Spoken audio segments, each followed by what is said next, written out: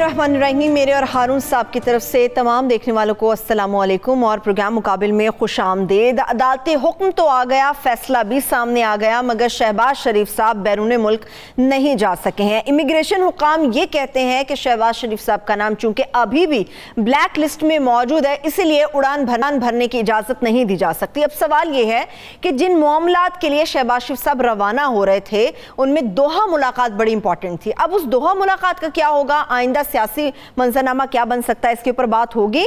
मगर इसके साथ साथ सऊदी सरजमीन पर जैसे ही वज़ीर आज़म पाकिस्तान इमरान खान साहब ने कदम रखा तो बड़ा ही ज़बरदस्त तरीके से उन्हें वेलकम किया गया, उनका खैर मकदम किया गया। 5 बड़े अहम मुआहदे हैं जिनके ऊपर दस्तखत हुए हैं, मगर सवाल ये अपनी जगह मौजूद है और रहेगा कि पाकिस्तान की इकॉनमी को मुस्तकिल बुनियादों पर किस तरह से बेहतर किया जा सकता है, इसके ऊपर बात करेंगे। कोरोना की सूरत हाल, पाकिस्तान में वैक्सीनेशन का अमल जो जारी है, क्या ये काफ़ी है? इसी रफ्तार से होना चाहिए, रफ्तार को बढ़ना चाहिए।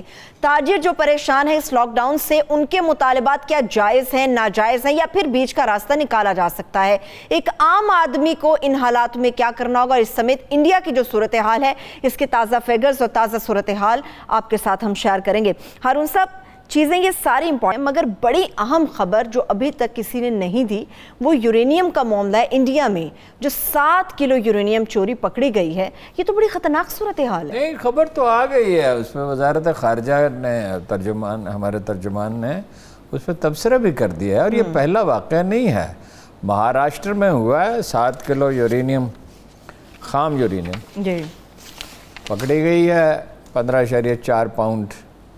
और 2016 में भी पकड़ी गई थी जिगर पांड्या और वो एक अबू ताहिर हैं वो, और उनका जो इंस्टीट्यूट है भाभा इंस्टीट्यूट, उसने उसकी तस्दीक भी कर दी है। लेकिन तफसीलात ऑब्वियसली नहीं बताना नहीं चाहते ताकि मामला जो है वो नुमाया ना हो। इल्ज़ाम तो हमेशा पाकिस्तान पे लगता रहा कि गैर महफूज है और यहाँ दहशतगर्द है, हालांकि पाकिस्तान का जो हिफाजती निज़ाम है वो तो दुनिया में बेहतरीन तस्लीम किया जाता है। यह है नहीं, सिर्फ तस्लीम किया जाता है। एक best of the major generals जो है, बेहतरीन मेजर जनरल को लगाया जाता है और जिसका आमतौर पर इंटेलिजेंस का बैकग्राउंड भी होता है और जिसके बारे में समझा जाता है कि ये मज़ीद तरक्की करने का अहल है। मैं मिला उन लोगों से, दो आदमी जो पिछले थे, उनसे इत्तफाक से मेरी मुलाकात हुई। एक साहब के तो मेरे जानने वाले थे, वो जब यंग ऑफिसर थे और रफ्ता रफ्ता तरक्की करते हुए उस मनसब पे पहुँचे थे। और एक साहब से इत्तफाक में एक बहुत सीनियर अफसर के यहाँ मुलाकात हुई जो रिटायर हो चुके थे। तो बेहतरीन लोग लगाए जाते हैं, लेकिन ये कि हो इंडिया में रहा है। अगर पाकिस्तान में ये वाक़या हो जाता तो इस वक्त CNN पे, BBC पे एक हंगामा खड़ा होता कि देखिए पाकिस्तान में क्या, देखिए जी यूरेनियम चोरी हो गई और ये तो टेररिस्ट हैं। और ये वो वहाँ टेररिस्ट नहीं है, RSS टेररिस्ट नहीं है। जो गांधी के कातिल के मुजस्समे लगाती है वो टेररिस्ट नहीं है। तो इसकी इंडिया पहले ही खैर बहुत मुसीबतों में फंसा हुआ है, अलहदगी की तहरीकें हैं, चीन सर पर सवार है, कोरोना की सूरत और कोरोना की तो खैर इतनी ख़राब सूरत हाल है, सफ़ेद झूठ बोल रहे हैं कि जी 3-4 हज़ार आदमी, वो 10 लाख करण थापर ने आज इंटरव्यू किया है, नॉन इंडियन जर्नलिस्ट है, एक्सपर्ट्स के, और वो कह रहे हैं 10 लाख कम अज़ कम। और खुदा न करे, खुदा न खास्ता अंदेशा ये है कि ये बहुत तादाद बढ़ सकती है। और ये इतना संगीन है, इस कदर संगीन है जैसे 1947 के फसादात थे, जैसे बंगाल का कहत था मशहूर अपना, जिसका ज़िक्र होता रहता है, और बेशुमार लोग मर गए थे और बदइंतज़ामी की वजह से मर गए थे। उसमें कहत भी था लेकिन इंतज़ामी थी, परवाह नहीं थी। तो यहाँ भी इंसानों की परवाह तो पाकिस्तान में भी नहीं है, इंडिया में और भी, मतलब ये इंडिया का तो सरमायादार और हुकूमत बड़ी शफाक है। और मोदी साहब का नज़रिया ये है कि इलेक्शन काम पे नहीं जीते जाते, आजकल खामोश हैं वो, इस पे करते हैं बात। जज्बात तो बाहर कर जीते जाते हैं, तो वो बैठे हुए हैं खामोश कि कोई मौका मिलेगा। पाकिस्तान को अंगेज रखें, चीन को अंगेज रखें, इस वक्त जो है वो खामोशी बेहतर है। लेकिन हकारत तो है उनके लहजे में, बंगालियों को का दीमक है जी। तो पाकिस्तान से भी वो टाइम गेन कर रहे हैं, या हमारी लीडरशिप पता नहीं क्या समझती है। اور عمران خان تو اس میں کلیئر ہے, دوسرے لوگ کلیئر نہیں ہے. عمران خان تو کہتے ہیں 370 واپس لیں, وہ جو دوبارہ نافذ کریں, اور مگر باقی لوگوں کا حال تو پتلا ہے. اور پریشر تو آپ کو پتہ ہے ہمارے ہاں امریکہ کا بھی, برطانیہ کا بھی, سعودی عرب کا بھی, اور کئی ملک ہیں جو, چین تو خیر اس طرح کا پریشر نہیں ڈالتا. لیکن ہارون صاحب یہ جو انڈیا کے حوالے سے خبر ہے یقینی طور پہ بہت بڑا بام شیل ہے, کہیں پر بھی کچھ بھی ہو سکتا ہے, کوئی ہو سکتا ہے ٹیررسٹ پاکستان کے خلاف استعمال ہو سکتا ہے, کشمیر کے خلاف ہو سکتا ہے, چین میں ہو سکتا ہے, اور پھر یہ ہو سکتا ہے کہ جو راہ کی تاریخ ہے کہ افغانستان میں خدا نخواستہ کر کے پاکستان پر ڈالنے کی کوشش کریں, وہ تو خدا کا شکر ہے ہر مشکل وقت سے ہم گزر جاتے ہیں, اور انشاءاللہ کرونا سے بھی گزر جائیں گے. ابھی اب اچھی خبریں آ رہی ہیں, ٹھیک ہے, وہ میں ابھی اس پہ بات ہوتی ہے تو میں عرض کرتا ہوں.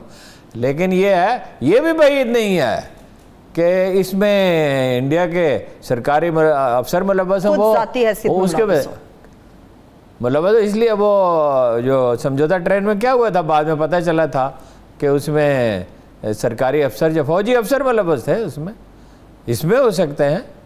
وہ تو پاکستان انڈیا میں فوج کا اور انٹیلیجنس ایجنسیوں کا رول بڑھ رہا ہے.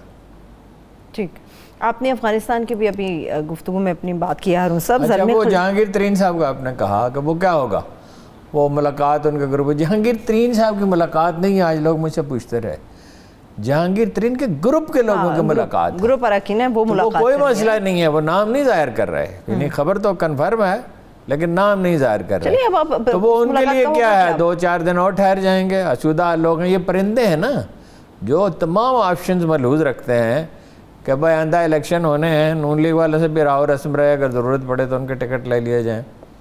لیکن جہانگیر ترین صاحب کا جہاں تک تعلق ہے, میں نے آپ سے ہمیشہ کہا کہ صلح کے سوا کوئی آپشن نہیں ہے ان کے پاس. خبر یہ ہے خان صاحب نے بیرسٹر علی ظفر سے کہا ہے کہ وہ انصاف کے ساتھ فیصلہ کریں, یعنی اب ان کے رویے میں تبدیلی ہے. اور دوسرا یہ ہے کہ علی ظفر کی ریپوٹیشن بھی یہی ہے, اس سے کوئی یعنی یہ توقع رکھنا, اس کا تقرر سے ہی یہ ظاہر ہونا شروع ہو گیا تھا کہ معاملات ٹھنڈے ہو جائیں گے.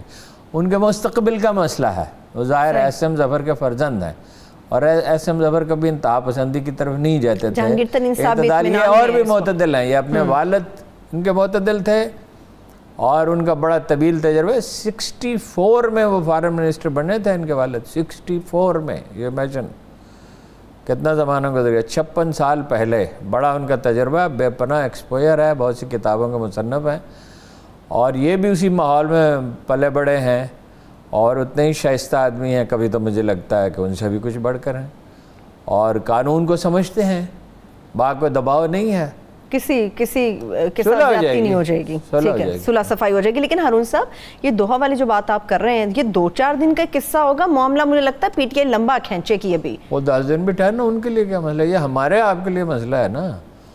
دوحہ میں ٹھہرنا ان لوگوں کے لیے, واپس آ جائیں پھر چلے جائیں, وہ کیا مسئلہ ہے. لیکن جائیں گے, این آر او تو ہو چکا. این آر او دیا کس نے ہارون صاحب؟ جس نے بھی دیا ہے, این آر او ہو گیا. پیپلز پارٹی کے ساتھ بھی ہو گیا, خان صاحب چاہیں نہ چاہیں, اور نون لیگ کے ساتھ بھی ہو گیا. یہ تو کہتے تھے این آر او میں ہی ہوں جو نہیں دوں گا. نہیں, انہوں نے نہیں دیا ہے نا, وہ ٹھیک کہتے تھے. اچھا, دینے والوں نے دے دیا, دینے والوں نے دے دیا, ٹھیک ہے. لیکن ہارون صاحب, نون لیگ کافی این آر او کا سب سے بڑا حامی کون ہے؟ ہمارا وزیر خزانہ. یعنی این آر او نہیں کہہ رہے وہ, لیکن الٹیمیٹلی اس کے نتائج تو وہی ہیں. وہ تو ایک ماہر معیشت کی طرح سوچتے ہیں, اور وہ سمجھتے ہیں کہ تلخی کم ہوگی تو صورتحال بہتر ہوگی. اور انہوں نے یہاں تک کہہ دیا میرے بڑے اچھے مراسم ان سے, یعنی میں انیشیٹ کر سکتا ہوں. اس میں تو کوئی بیان نہیں آیا, ورنہ آپ کو پتا ہے کہ چپ کہاں رہتے ہیں وہ ذرا جو ہے. بجٹ تک تو معاملہ تھوڑا ٹھنڈا رکھنے کی کوشش کریں گے. بجٹ جب تک پاس نہیں ہو جاتا معاملہ ٹھنڈا رکھنے کی کوشش کریں گے ابھی یہ سب لوگ. نہیں, بجٹ کے بعد یہ جہانگیر ترین صاحب کا معاملہ تو ایسا لگتا ہے گروپ وہ اپنے انٹیکٹ رکھیں گے, نہیں کریں گے تو یہ بہت حماقت اور سادہ لہی کی انتہا ہوگی. کیونکہ اسی نے انہیں بچایا ہے, اور مستقبل میں یہی انہیں بچا سکتا ہے. لیکن ان کا اصل کنسرن تو اپنا کاروبار ہے, اصل پالیٹکس تو بعد میں ہے نا. اگر کاروبار بچتا ہے, دیکھیے انہوں تو اکاؤنٹس بھی سیل کر دیے تھے. اور انہوں نے یہ کہا, عمران خان سے جو ان کی ملاقات ہوئی ہے اس کی اب کوئی تفصیلات آ رہی ہیں, انہوں نے کہا کہ بھئی میرا کیا تعلق ہے چینی مہنگا کرنے سے؟ یہ ٹھیک ہے کہ میں بڑا پارٹنر ہوں مگر میں ایک ہی آدمی ہوں نا، ایک آدمی تو مینیج نہیں کر سکتا. یہ مارکیٹ کی اپنے مزاج ہوتا ہے، حرکیات ہوتی ہیں، اپنا سسٹم ہوتا ہے، اس کے تحت ہے. ویسے تو چینی تو ثاقب نثار نے بہت ہی سستی کر دی تھی. آپ کو پتہ کتنے سستی کر دی تھی؟ یاد ہے؟ نہیں مجھے 55 روپے کلو. پھر کیا ہوا تھا؟ اب انٹرنیشنل مارکیٹ میں پرائس اور بڑھ رہی ہے چینی کی، اور چینی وہی 105 روپے بک رہی ہے.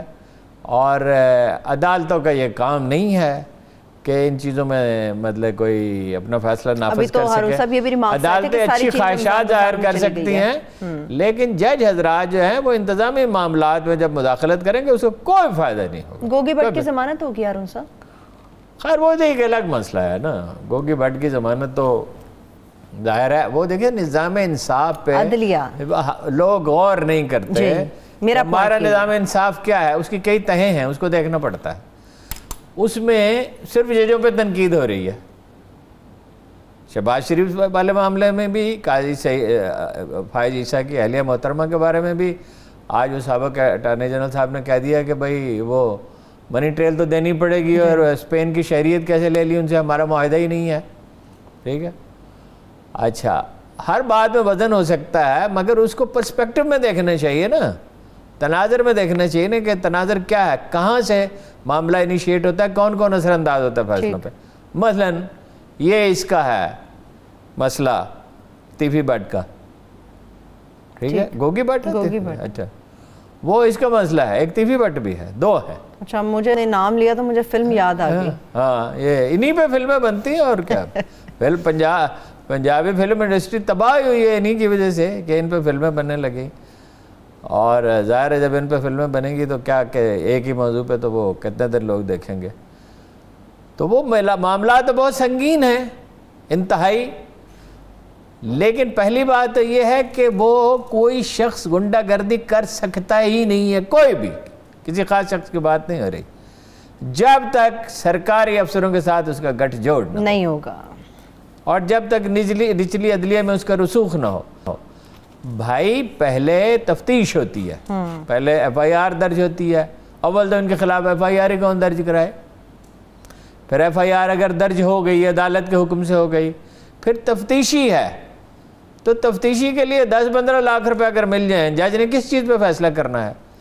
جج نے جو تفتیش کر کے جو چالان پیش کیا گیا اس پہ فیصلہ کرنا ہے نا. اچھا اس کو اگر 10-15-20 لاکھ روپے دے دیے کسی بھی کیس میں، اس کیس کی بات نہیں ہو رہی صرف. اچھا ہول ہم بات کر رہے ہیں.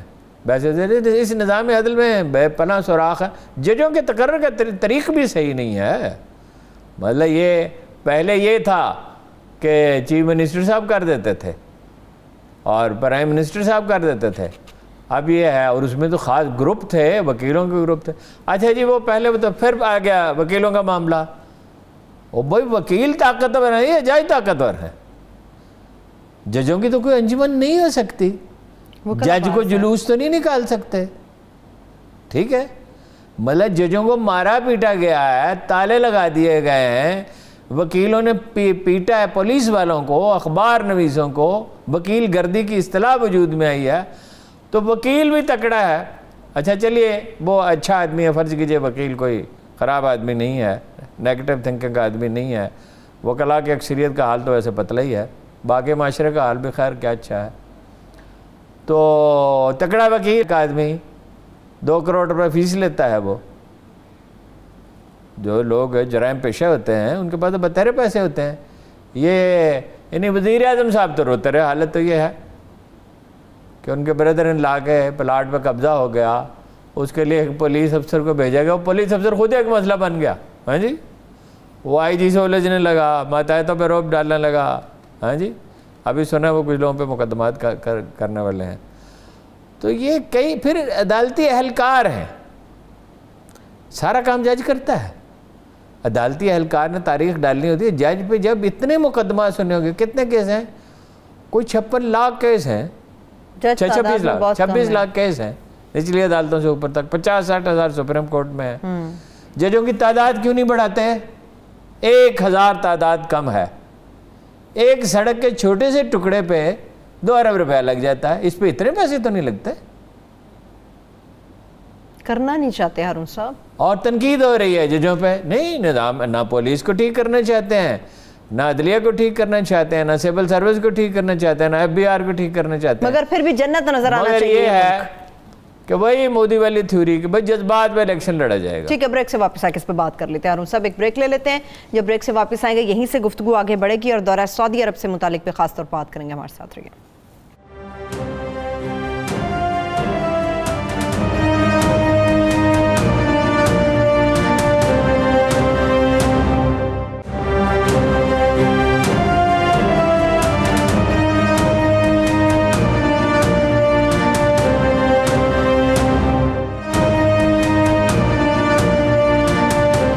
Welcome back.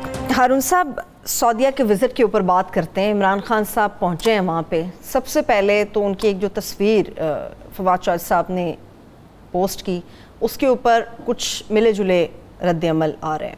کوئی تنقید کی نظر سے دیکھ رہا ہے کہ خان صاحب ننگے پاؤں کیوں اتر گئے، یہ کیا معاملہ ہے. کسی نے توہم پرستی کی بات کر دی، کسی نے عقیدت مندی کی بات کر دی. ایک ملک کا وزیر اعظم اور اس قسم کی چیزیں آپ کیا سمجھتے؟ لوگوں کو کیا رد عمل یہ ٹھیک ہے، مناسب ہے یہ ریئیکشن؟ اس پہ کوئی رد عمل کیا ہے؟ کیا رد عمل دینا ہی نہیں چاہیے. رد عمل ہے یہ ایک آدمی کا ذاتی معاملہ ہے. دیکھیے نا، امام مالک جو ہیں، جو پہلے عظیم ترین فقیہ ہیں، امام مالک بن دینار، تو وہ ننگے پاؤں پھرتے تھے وہاں پہ.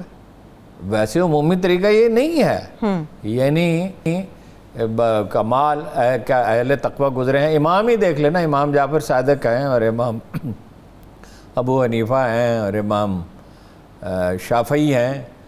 تو تاریخ کا عظیم ترین جنازہ جو وہ کہا جاتا تھا امام شافعی کا ہے. ان کا زہد و تقوی کی بڑی داستان ہے. سارے ہی جو زاہد اور متقی تھے. سمجھ نہیں آتا کسی کو دوسرے پر ترجیح دی جا سکتی ہے ان میں سے.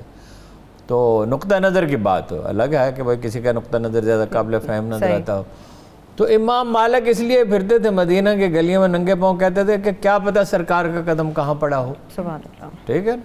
اب آدمی کی تو اللہ تعالیٰ تو آدمی کی نیت دیکھتا ہے. جیسے قربانی کے بارے میں کہا گیا ہے کہ خون اور گوشت نہیں پہنچتا، ہڈیاں اور گوشت نہیں اسے پہنچتا، اسے نیت پہنچتی ہے. ایک آدمی کا ذاتی معاملہ ہے، وہ اس کو اچھا سمجھتا ہے. اپوزیشن کو ایک محاذ مل جاتا ہے ہارون صاحب، اور اپوزیشن ان چیزوں پہ تبصرہ نہیں کرنے چاہیے. وہ جانے، ان کا کام جانے. میں نے 1995 میں پہلی دفعہ جانے کا اتفاق ہوا. اللہ کا فضل ہے، اس کے بعد بھی میں جاتا رہا مسلسل کئی سال تک. تو میں نے ایک بزرگ کو دیکھا، ان سے کراچی ایئرپورٹ پہ میری ملاقات ہوئی اور بڑے صاحب کشف آدمی تھے. انہوں نے مجھے کچھ چیزیں میرے بارے میں بتائیں، میں بڑا حیران ہوا. اچھا.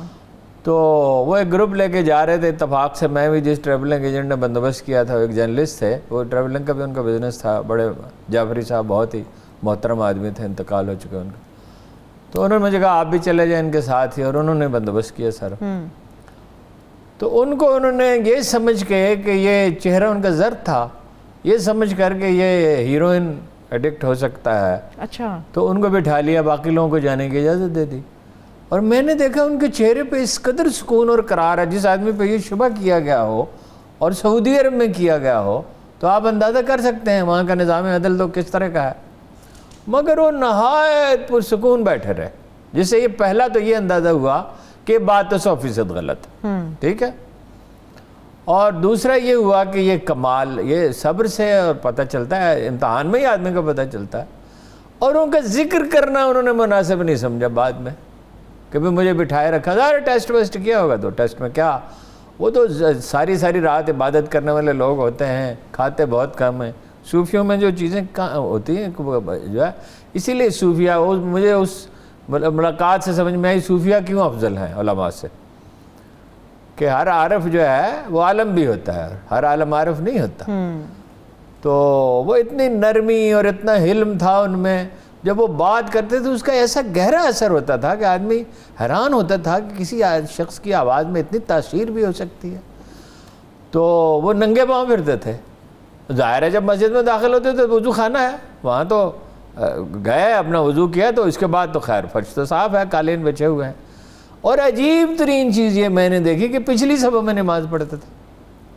ظاہر ہے جاتے تھے، ریاضت روزہ کی زیارت بھی کرتے ہوں گے، تو ہو ہی نہیں سکتا کہ نہ کرتے ہو، جس کو اتنا ادب ہے. تو بھائی ہم نے انہیں دیکھا اور بہت ہی اس کا ایک گہرا اثر ہوا. کچھ مشورے انہوں نے دیے, کچھ نصیحتیں دیں ایک آدھ پہ. میں نے کوشش بھی کی عمل کرنے کی, اس کا بہت بے پناہ فائدہ بھی ہوا. تو بولے ایک آدمی کا ذاتی معاملہ ہے, اس میں کیا ہے؟ یعنی اب امام مالک پہ تو کبھی کسی نے اعتراض نہیں کیا, نہ صوفیہ نے نہ فقہا نے.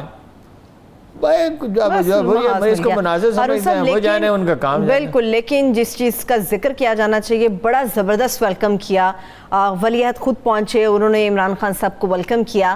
یہ اس کو بھی بڑا مثبت انداز میں دیکھا جا رہا ہے کہ شاید پاکستان کے لیے کچھ ہے. کوئی نہیں, کوئی واقعہ ہوا ہی نہیں ہے.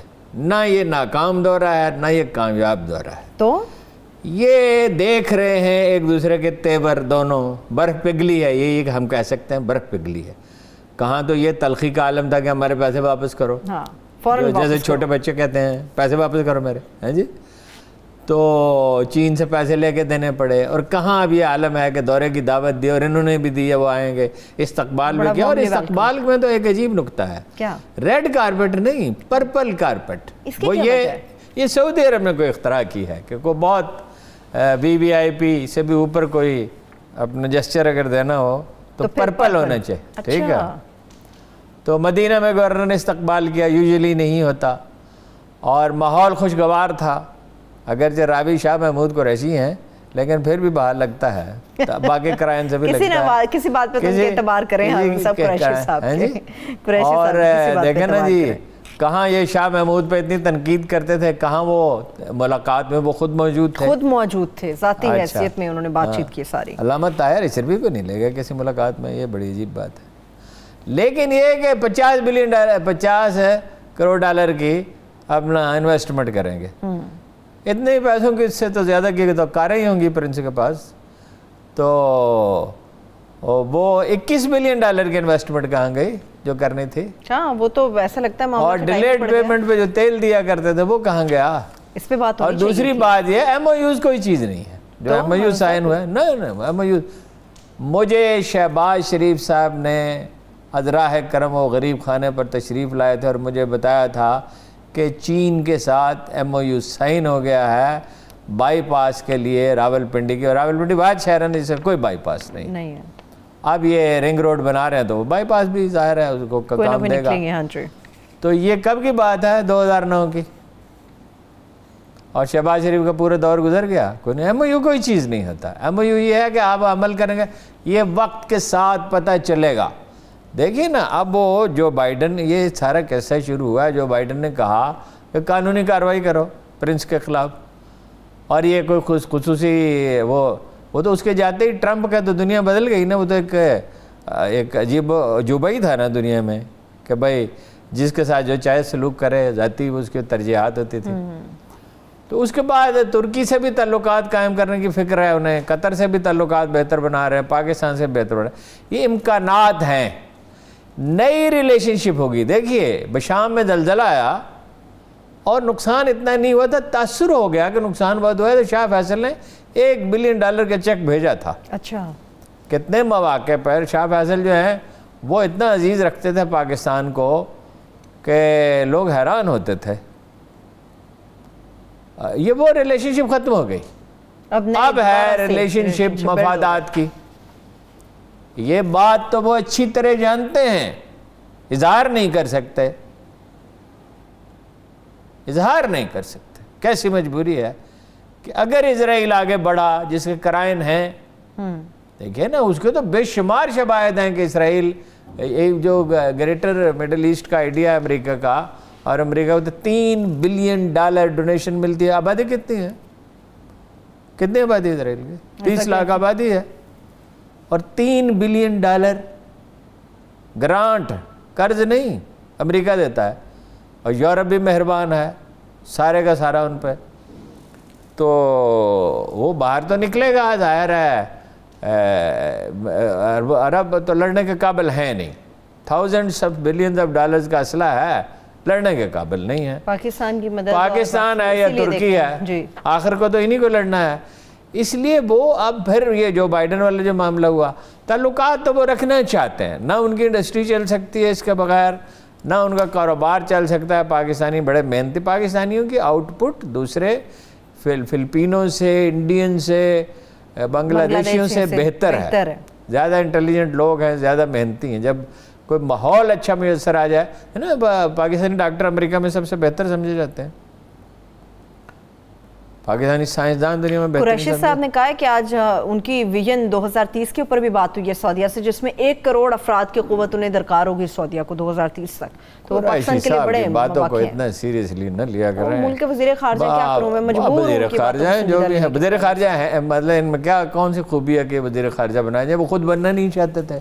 جس آدمی کو زبردستی بنایا جائے اس نے کیا کرنا ہے؟ ان کا مزاج نہیں ہے وزیر خارجہ کا, ان کا انٹرسٹ ہے ملتان کی سیاست میں, ان کا انٹرسٹ تھا جاوید ہاشمی نکل جائے پارٹی سے, ان کا انٹرسٹ تھا جہانگیر ترین نکل جائے پارٹی سے, اور نکل جانے کے بعد اب وہ چاہتے تھے صلح نہ ہو, بس صلح ہو گئی. آدمی کے کندھوں پہ 2 سر نہیں ہوتے کسی کے, نہ کسی کی کھوپڑی میں 2 دماغ ہوتے ہیں. ان کی ترجیحات خارجہ معاملات میں ریاضت کرنا نہیں ہے. ٹھیک ہے, ٹھیک ہے. جنرل بلال کے جانے سے ہارون صاحب کیا کوئی فرق پڑے گا؟ اگر پڑے گا تو کتنا بڑا؟ کیوں نہیں کتنا بڑا وہ خلا ہوگا؟ ایک نیٹ اینڈ کلین آدمی, ایک دلیر آدمی, ایک بے ساختہ آدمی, ایک آدمی جس کا اتنا بڑا ایکسپوجر ہے, جس نے پاکستان کی تاریخ کے عظیم ترین مارکوں میں سے ایک مارکہ سر کیا ہے, جو خود صبح سے رات گئے تک کام کرتا ہے, جو خود آنسٹ ہے, تو ظاہر ہے دوسرے لوگوں سے. General Bilal is an exception. اس طرح کے لوگ روز روز نہیں ہوتے.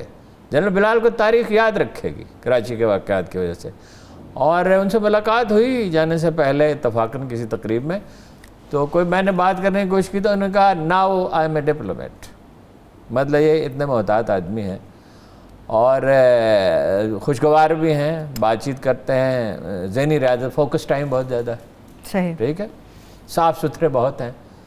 دیکھیے نا, یہ انہوں نے جانے سے پہلے اتنا بڑا کام کر دیا کہ وہاں جتنے تھے اپنا پیسے خور دیہڑی لگانے والے جو تھے, ان سب کی ان کے جانے سے پہلے چھٹی کرا دی جس آدمی نے. تو آپ کیا توقع کر گئے؟ متحرک ہیں, صحت اچھی ہے, جائیں گے ریاض, جائیں گے جدہ, جائیں گے پاکستان, ملتے جلتے بہت ہیں. And very careful person. یعنی گلتے ملتے یہ ریئر ہوتا ہے, گلتے ملتے بھی ہیں, کیئرفل بھی ہیں. یعنی یہ نہیں ہے کہ وعدہ کرنے میں جلدی کریں, وعدہ نہیں کرتے. یہاں انہیں ٹیکسلا بھیج دیا تھا, یہ تو مطلب بڑا سمجھا جاتا ہے کہ بڑی زیادتی ہو گئی, لیکن انہوں نے تو اس کو زیادتی نہیں سمجھا. انہوں نے فٹافٹ کیا کیا, بنانا شروع کر دیے, سینیٹائزر بنانا شروع کر دیے, ماسک بنانا شروع کر دیے, اور بہت سی چیزیں بنا دیں. ٹھیک, آپ نے ہارون صاحب کہا کہ ایم او یوز کو سائن کرنے کا کوئی فائدہ نہیں ہے, تو پھر پاکستان کی اکانومی کو... نہیں, ایم او یو اگر عمل ہوگا تو ٹھیک ہے. یعنی ہم حتمی طور پہ نہیں کہہ سکتے کہ یہ دورہ بڑا کامیاب رہا ہے, یا یہ بھی نہیں کہہ سکتے کہ ناکام رہا. تو پھر پاکستان کی اکانومی کو بہتر کرنے کے لیے پریکٹیکلی کیا کرنا ہوگا ہارون صاحب؟ پاکستان کی اکانومی تو پاکستان ہی ٹھیک کر سکتا ہے نا, دنیا نہیں ٹھیک کر. دیکھیے پہلے دن سے ہماری ڈیپینڈنس کی روش ہے نا. دیکھیے ایک تو 22 اپنا ارب روپے کے ہمیں اثاثے مل گئے ہندو اور سکھوں کے جانے سے, جو تقریباً وہ اس وقت میرا خیال ہے کہ 1 روپے کے برابر ہوگا, 2 روپے کے برابر ہوگا ڈالر. تو 11-12 بلین ڈالر کے اندازہ لگا, 3 کروڑ کی آبادی اور 11-12 بلین ڈالر کے اثاثے مل گئے. وہاں سے لوٹ مار شروع ہوئی, ڈیپینڈنس ہوئی. پھر ہمارا طرز زندگی ہے انڈیا میں سیونگ ریٹ 30%, اور آج نہیں ہے, پہلے ہی 30% تھا. ہمارا کتنا ہے؟ 10%. اگر 30% ہمارا سیونگ ریٹ ہو تو ہماری اکانومی کہاں پہنچے؟ دوسرا یہ ہے کہ نہرو کے زمانے میں 10 بہترین ٹیکنیکل انسٹیٹیوٹ بن گئے تھے جو یورپ سے بہتر سمجھے جاتے ہیں. ہمارا کب بنا پہلا بہتر انسٹیٹیوٹ؟ وہ بھی اب خراب ہے, غلام اسحاق خان انسٹیٹیوٹ. ڈاکٹر عبدالقدیر خان صاحب نے بنایا, نام اس کا ڈاکٹر غلام اسحاق خان کا نام پر رکھا, چونکہ ان کی بڑی خدمات تھے ایٹمی پروگرام کے. تو ہمارے تعلیمی اداروں کا کیا حال ہے؟ کیا ہم ٹرینڈ ورکر پیدا کر رہے ہیں؟ وہ ذوالفقار چیمہ صاحب کر رہے تھے, اور ایک اپنا کرنل مجتبیٰ صاحب کر رہے تھے, مرتضیٰ صاحب کر رہے تھے. وہ بھی اپنے گھر چلے گئے, آپ ٹرینڈ ورکر پیدا نہیں کر رہے. آپ کو احساس ہی نہیں کہ اکانومی ہے، کہ اکانومی انڈسٹری ہوتی ہے. قدرت بار بار ہمیں اشارہ دے رہی ہے کہ اپنے پاؤں پہ کھڑا ہونے کی کوشش کرو. ہم ٹیکسٹائل انڈسٹری ڈیولپ کر سکتے ہیں. اچھا ہم ایٹم بم بنا سکتے ہیں، میزائل بنا سکتے ہیں، کار نہیں بنا سکتے. کار نہیں ہم سے بنتی. کمال ہے بھائی. یہ یعنی کاریں کیا پاکستان وہی کار ہے انڈیا میں اس کی قیمت کم ہے، بنگلہ دیش میں کم ہے، یہاں پاکستان آتی ہے تو اچھا اس میں بہت سی سہولتیں ہی نہیں ہیں. سیفٹی میئرز کو دیکھا ہی نہیں جاتا. سیفٹی میئرز ہی نہیں ہے. اور یہ تو ایگریمنٹ جب ہوتا ہے تو یہ ہوتا ہے کہ یہاں بنائیں گے، وہ باہر سے پرزے جو منگوا کے. تو آپ پوچھتے کیوں نہیں؟ آپ کی سول سروس ختم ہو چکی ہے. ایک ہی کار ہے، اس کی باڈی میں زمین آسمان کا فرق ہے. انڈیا میں اس کی باڈی زیادہ مضبوط ہے، پاکستان میں آتی ہے تو وہ ٹین ڈبے کی شکل اختیار کرتی ہے. اس کی وجہ یہ ہے نا، آپ کا FBR جسے اسے ڈیل کرنا ہے، اور SCCP اور اوورآل سول سروس اور پولیس. میں نے دیکھا ہے یہ پاکستان میں جو لاہور میں جو فیکٹری ہے نا، اتفاق سے بعد میں میرا آنا جانا تھا، تو ایک دن میں گیا تو پولیس والوں کی گاڑی کھڑی ہوئی. اچھا میں نے سمجھا کوئی چھاپا پڑ گیا ہے اس لیے گاڑی کھڑی ہے. تو وہ ہنس پڑا آدمی. اس نے کہا نہیں یہ بیچارے لینے کے لیے آتے ہیں کوکو کولا، پیپسی کولا، اپنا سیون فلاں چیزیں جو ہیں وہ لینے کے لیے آتے ہیں، وہ اپنے عملے کے لیے. یہ پولیس ہے آپ کی. اور یہ کیا پاکستان میں ریٹ کیا ہے سزا کا؟ یعنی جو مقدمات بنتے ہیں کتنے % لوگوں کو سزا ہوتی ہے؟ 5%. برطانیہ میں کیا 95%. یہی چیزیں ہارون صاحب جن کو بہتر کرنے جب آپ ایک کو دیکھیں نا، لا اینڈ آرڈر ٹھیک ہو، یہ 4 ادارے ٹھیک ہو، FBR، پولیس، عدلیہ، سول سروس، نئے سرے سے تشکیل دینے کی ضرورت ہے. اور انڈسٹری میں ایوب خان کے زمانے میں یہی ملک تھا، یہی لوگ تھے. اتنی انڈسٹری کیسے لگ گئی تھی؟ بھٹو کے زمانے میں اسٹیل مل لگی، ہیوی میکینیکل کمپلیکس ٹیکسلا بنا، ترویلا ڈیم کی توسیع ہوئی. اور ابھی خیر ڈیم تو ان کے زمانے میں بن رہے ہیں، اس کی تو چلے بریک سے واپس آ کے ہارون صاحب اس پہ بات کر لیتے ہیں. چاہے کوئی انڈسٹری والا ہے یا کوئی ریڈی بان ہے، سبھی رو رہے ہیں اس وقت کرونا کی صورتحال کو لے کے. پاکستان ہے یا پھر انڈیا میں حالات یہی رہے تو صورتحال کیا بنے گی، اور پاکستان کے اندر لاک ڈاؤن کے فیصلے کے اوپر بات کریں گے. ہمارے ساتھ رہیے.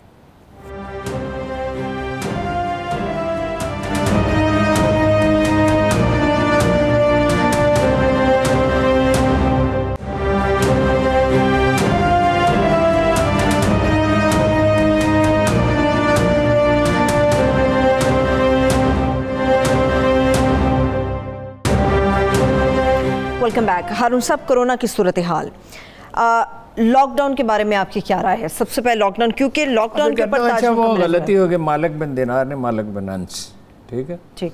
اور اسم ظفر بنے تھے وزیر خارجہ، جو کسی نے تصحیح کی ہے 1965 میں. اچھا وہ بہتر ہوتا بر وقت تصحیح کر دیجیے، بالکل صحیح بعد میں پرابلم ہوتا ہے. تو لاک ڈاؤن سے ہی تو بہتر نتیجہ 2 چیزیں کی ہیں حکومت نے جس سے نتیجہ اچھا نکلا، اور اب امکانات پیدا ہوئے ہیں کہ تھوڑی سی اور کوشش کریں اور تھوڑی سی اور پالیسیاں بہتر بنائیں تو نومبر دسمبر تک اس لہر کا زور ٹوٹ جائے گا. اور پھر بتدریج اس کو جاری رکھیں، پھر ریلیکس نہ ہو جائیں جیسے پہلے ریلیکس ہو گئے تھے. تو اس کے بعد ہماری معیشت بھی سنبھلنے لگے گی اور معمول کی زندگی شروع ہوگی. سارا نفسیاتی دباؤ ہے جس سے ذہنی مریض بھی لوگ بن رہے ہیں. یہ ہوتا ہی نہ کبھی اگر احتیاط کرتے. تاجروں نے کوئی احتیاط نہیں کی، عام لوگ کسی نے بھی نہیں احتیاط، سب لوگ ذمہ دار.